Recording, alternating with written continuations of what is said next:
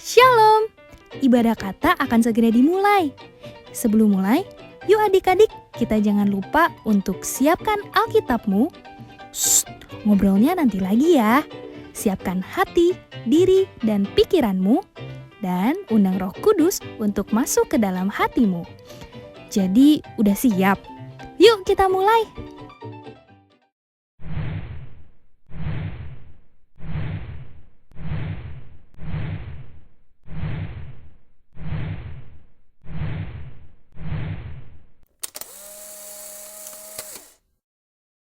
Shalom adik-adik, selamat datang dalam ibadah online hari ini. Nah, hari ini kakak akan menemani adik-adik. Dan kakak juga ditemani oleh Kevin. Kok ngomongnya loyo gitu? Kevin yang semangat dong, siapa namanya? Kevin. Kevin. Nah, gimana adik-adik? Selalu sehat kan? Selalu semangat kan? Puji Tuhan kalau adik-adik selalu sehat semuanya. Nah, siapa di sini yang bersyukur kepada Tuhan karena Tuhan baik? Siapa? Coba lambaikan tangan. Wah, hebat semuanya. Ya, Tuhan baik bagi kita semuanya. Nah, hari ini kita memperingati hari Pentakosta. Apa itu Pentakosta? Pentakosta itu pencurahan Roh Kudus, di mana sebelum Tuhan Yesus naik ke surga, Dia berjanji untuk memberikan Roh Kudus bagi orang-orang yang percaya kepada Tuhan. Dan hari ini kita juga sudah memiliki Roh Kudus dalam hidup kita. Nah, adik-adik sudah siap memuji Tuhan? Ayo kita memuji Tuhan. Kita semuanya bangkit berdiri ya. Dalam hitungan ketiga, adik-adik sudah bangkit berdiri ya. 1, 2, 3. Ya, hebat semuanya. Nah, yuk mari kita sama-sama menyanyikan lagu Bila Roh Allah ada di dalamku, bukan menari. Kita sambil menari ya adik-adik, karena Roh Tuhan sudah ada dalam hidup kita. Ada di dalamku, bukan menari seperti Daud menari. Roh Allah ada di dalamku, bukan menari seperti Daud menari. Bukan menari, bukan menari, bukan menari seperti Daud menari. Bukan menari, bukan menari, menari seperti Daud menari. Bila Roh Allah ada di dalamku, bukan menari seperti Daud menari. Bila Roh Allah ada di dalamku, bukan menari seperti Daud menari. Bukan menari, bukan menari, menari seperti Daud menari. Bukan menari, bukan menari, menari seperti Daud menari. Bukan menari, bukan menari, bukan menari seperti Daud menari.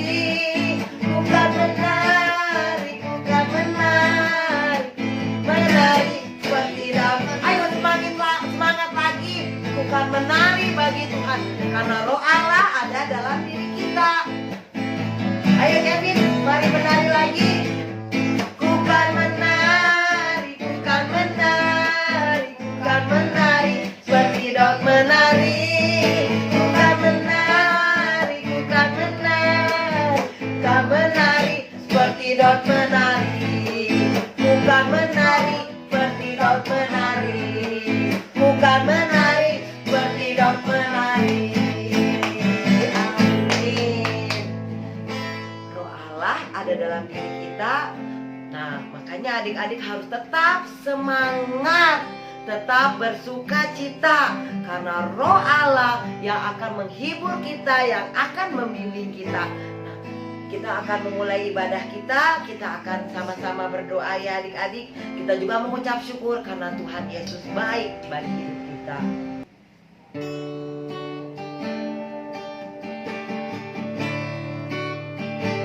sama-sama datang kepada Tuhan. Kita mengucap syukur karena pemeliharaan Tuhan dalam setiap kehidupan kita.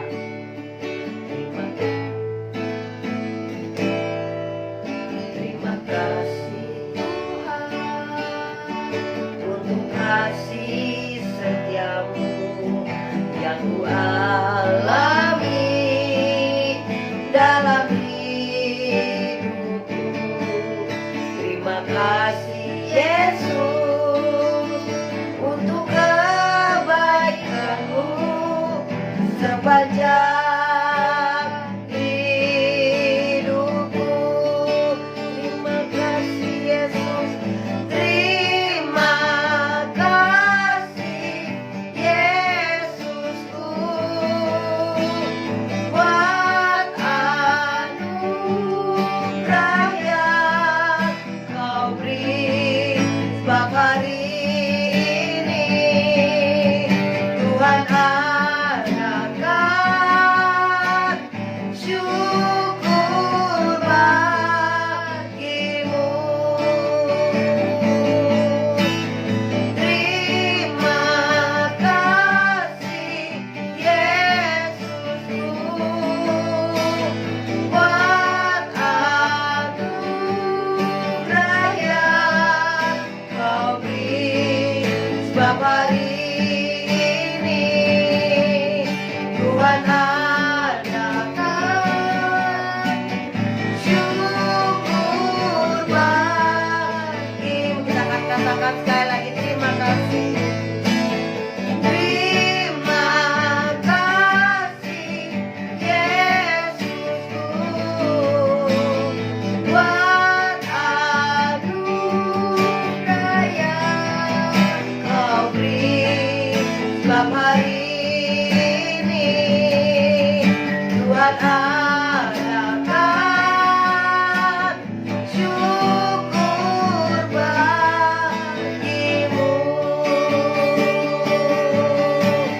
Syukur bagimu, syukur bagimu, syukur bagimu.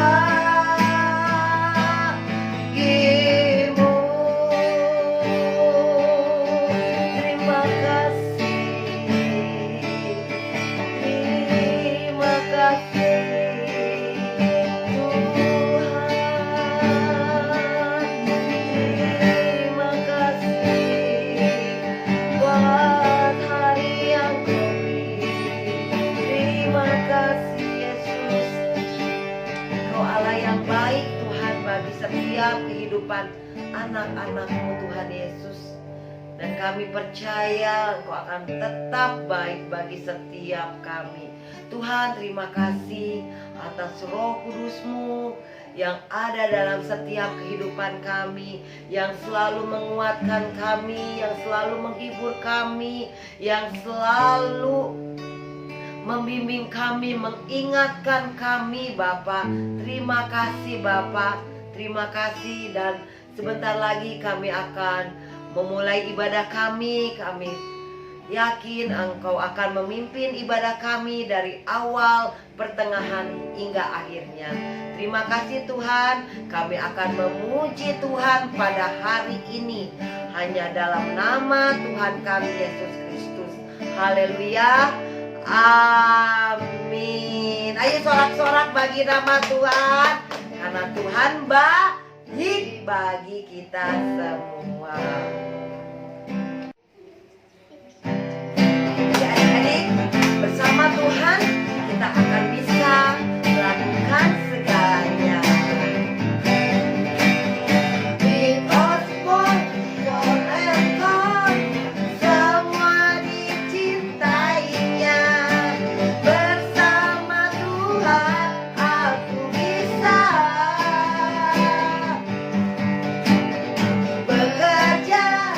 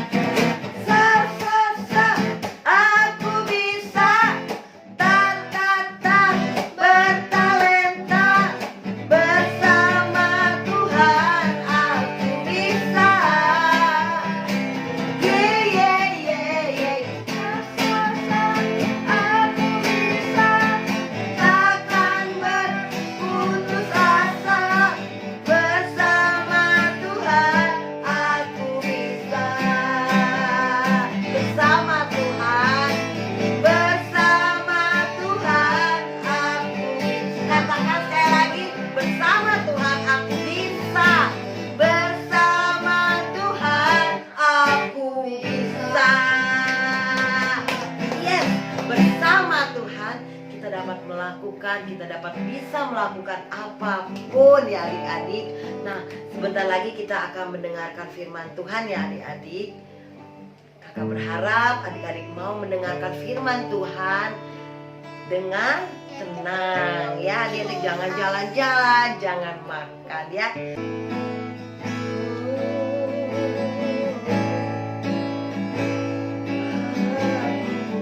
Hati kami Tuhan untuk firman-Mu. Biarlah Roh Kudus-Mu Tuhan membuka setiap hati-hati kami.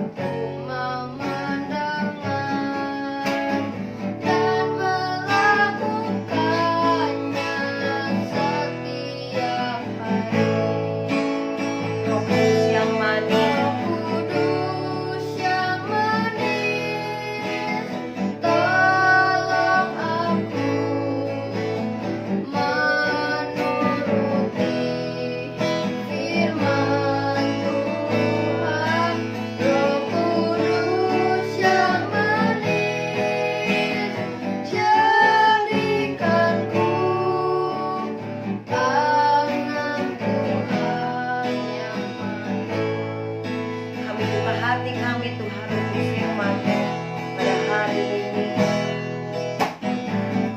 Buka hatiku untuk firman-Mu. Ku ingin menjadi seperti Yesus. Berfirman-Lah Tuhan, ku mau mendengar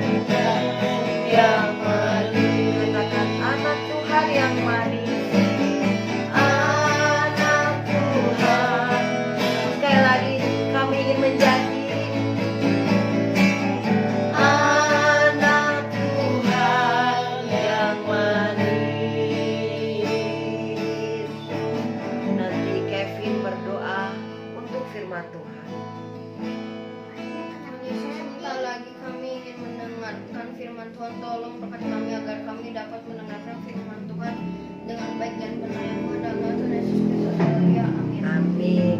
Adik-adik, silakan duduk dan dengarkan firman Tuhan ya. Jangan jalan-jalan, jangan makan ya. Shalom adik-adik, gimana kabarnya hari ini? Pastinya udah pada semangat dong untuk mendengarkan firman Tuhan, ya kan? Adik-adik, dengar baik-baik ya. Kakak sebenarnya punya rahasia. Adik-adik mau tahu gak rahasianya apa? Tapi sebelum kakak kasih tahu rahasia kakak, adik-adik siapin dulu yuk Alkitabnya. Mana coba Alkitabnya? Kok kakak lihat di dekat adik-adik nggak ada Alkitabnya? Adanya kok mainan sih? Ayo diambil dulu yuk Alkitabnya nih. Kakak udah ada nih.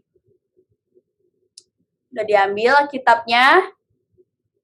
Oke, kakak mau kasih tahu rahasia kakak. Tapi adik-adik jangan bilang siapa-siapa ya. Oke, adik-adik dengar baik-baik ya. Kakak menemukan sebuah alat. Alatnya kalau dipencet bisa membuat kita kembali ke masa lalu. Wow, keren ya? Adik-adik mau ikut gak sama kakak kembali ke masa lalu? Kakak pilih dulu ya tujuannya.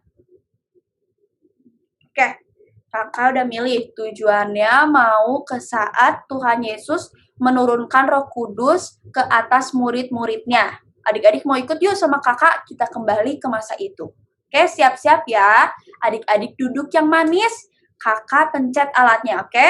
1, 2, 3. Wah, kita udah ada di masa lalu nih. Nih, ada murid-murid Tuhan Yesus lagi jalan nih. Coba yuk kita lihat sama-sama ceritanya kayak gimana. Nah, ini ada Tuhan Yesus. Jadi, selama Tuhan Yesus di bumi, murid-murid Tuhan Yesus mengikuti Tuhan Yesus. Lalu, sebelum Tuhan Yesus naik ke sorga, Tuhan Yesus bilang ke murid-muridnya untuk tetap tinggal di Yerusalem sampai Tuhan Yesus menurunkan Roh Kudus ke atas murid-muridnya.